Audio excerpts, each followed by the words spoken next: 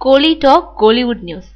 மறுபடியும் 2 பீஸ்ல கலக்க வராங்க எமி ஜாக்சன். மதராசப்பட்டினம் படத்துல அறிமுகமான லண்டன் நடிகை எமி ஜாக்சன் இந்த படத்துலயும் லண்டன் பெண்ணாவே நடிச்சாங்க. அதோட மாடர்ன் கெட்டப்ல தோன்றினாலும் ஒரு கடத்துல தமிழ்நாட்டு பொண்ணாவே அவங்களோட கேரக்டர் சித்தரிக்கப்பட்டிருந்ததுனால குடும்ப குத்து விளக்காவும் சில காட்சிகள்ல நடிச்சாங்க.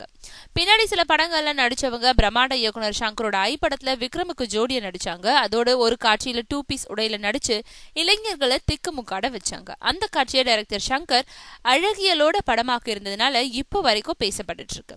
இந்த நிலையில இப்போ தான் இயக்கம் 2.0 படத்துக்கும் எமிய நாயகியா புக் பண்ணிருக்கோம் சங்கர். அந்த படத்துல அவங்களுக்கு ரோபோ வேஷம் கொடுத்திருக்கிறதா முதல்ல சொல்லப்பட்டது.